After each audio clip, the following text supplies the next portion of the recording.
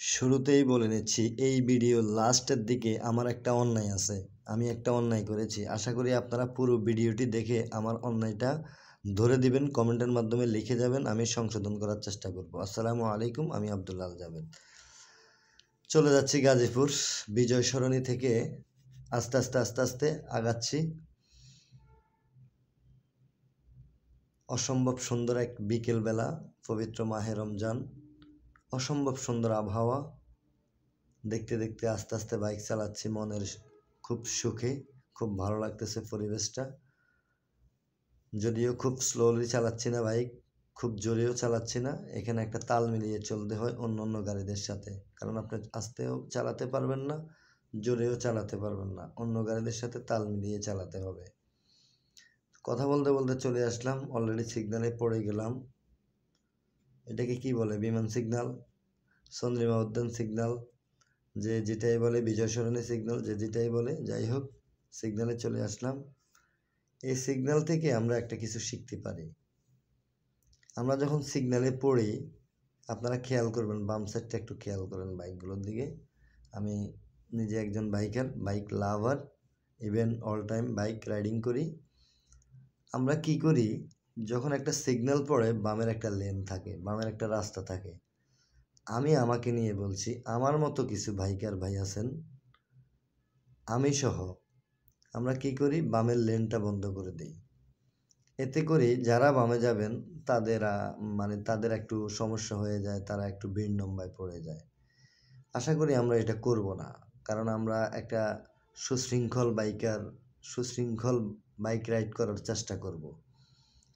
কারণ ইতিমধ্যেই আমাদের বাইকারদের নিয়ে অনেক রকমের কথা বা বদনাম বলেন, যাই বলেন, হচ্ছে।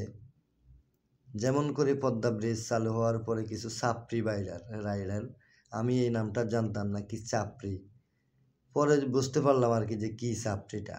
ওদের জন্য আমাদের পদ্মা ব্রিজটা বাইক চলাচল বন্ধ হয়ে গেছে। যাই হোক, ধন্যবাদ জানাই প্রশাসনকে, আমাদেরকে আবার বাইক চলাচলের অনুমোদন দিয়েছে, আমরা দিব্যি যাচ্ছি। আমি তো প্রায় প্রতি মাসে আসা যাওয়া করি। যাই হোক, আলহামদুলিল্লাহ। তো সবাই একটু এই জিনিসটা খেয়াল করবেন, আমরা কারো পথ রোধ না করি। আমি আগে যেতে পারবো না তাই বলে আমি অন্যকে যাওয়ার সুযোগ থেকে বঞ্চিত করব না। এই প্রবণতাটা যেন আমাদের মধ্যে থাকা উচিত বলে আমি মনে করি। কারণ আমি যেতে পারছি না, সমস্যা কি? অন্যরা চলে যাক, তাতে তো আমার সমস্যা নেই। তো কথা বলতে বলতে অলরেডি সিগন্যাল ছেড়ে দিয়েছেন, আমরা চলে যাচ্ছি অলরেডি। আমরা রাস্তা পার হলেই বামে সংসদ ভবন, ডানে চন্দ্রিমা উদ্যান, শহীদ জিয়াউর রহমানের মাজার যেখানে। তো আলহামদুলিল্লাহ আস্তে আস্তে যাচ্ছি। এই জায়গাটা একটা গর্ত আছে, যখনই আপনারা সিগন্যাল ছাড়বে তখন খুব দ্রুত গতিতে যাওয়ার চেষ্টা করবেন না বাম পাশ দিয়ে। এখানে একটা গর্ত আছে, একটু দেখে শুনে যাবেন। 2 মিনিট দেরি হোক, 2 মিনিট দেরি হলেও হোক, দেখে শুনে যাওয়া উচিত। মাশাআল্লাহ, অসাধারণ দৃশ্য, কি বলবো। এই জায়গা তো আপনারা সবাই জানেন, যারা জানেন না তারা একটু দেখে নেন। আমি আন্তরিকভাবে ক্ষমা চেয়ে নিচ্ছি। ভিডিওটি আমি অনেকটা, গাড়িটা দ্রুত গতিতে চলছিল, কারণ আমি তাল মিলিয়ে চলার চেষ্টা করছিলাম। আমি দ্রুত গতিতে যাব এই প্রবণতা আমার ভিতরে কখনো কাজ করে না। যাই হোক, এই রাস্তার অসম্ভব কিছু স্মৃতির কথা আমি বলি।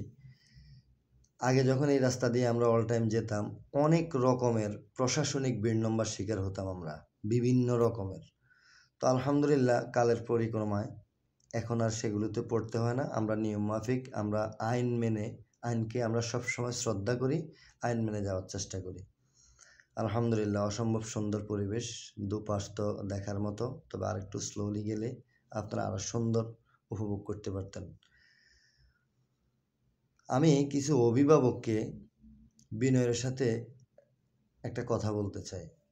আপনারা যদি সময় পান, সুযোগ পান, এই জায়গাটা ডান পাশে, ঠিক বাম পাশে সংসদ ভবন, ডান পাশে গণভবন, আপনারা আপনাদের সন্তানদের এই রাস্তাটা নিয়ে আসবেন যদি সুযোগ পান। শেখার জন্য অনেক কিছু শেখার আছে এখানে, অনেক কিছু শেখার আছে এখানে। আমি বিস্তারিত আলোচনা করব না, কারণ আমার সেই এখতিয়ার নাই। আমি এত বিশেষজ্ঞ নই বা আমি এত কিছুও না। তবে শুধু এটুকুন বলবো, অন্তত শেখার জন্য হলেও একটা বারের জন্য আনবেন। আমি ভিডিওর শুরুতেই বলছিলাম, যে আমি এই ভিডিওতে একটা অন্যায় করেছি, একটা রং করেছি, আপনারা আশা করি আমার অন্যায়টা ধরে দিবেন।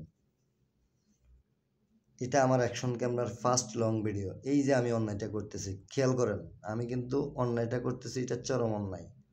সার্জেন্ট স্যার থাকলে হয়তো আমাকে মামলা দিতেন। যাই হোক, সিগন্যাল তো ছাড়া, সেজন্য চলে গেলাম। প্রায় আমরা যাই এরকম, প্রায় যাওয়ার চেষ্টা করি, তবে এটা ঠিক না। অবশ্য সার্জেন্ট কিছু বলে না যাওয়ার জন্য। এই রাস্তাটারও ডান পাশটা খেয়াল করবেন, গণভবনের মূল গেট।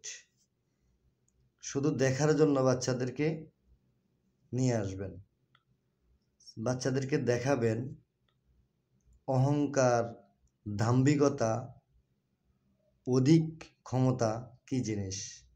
আশা করি সবাই দেখবেন।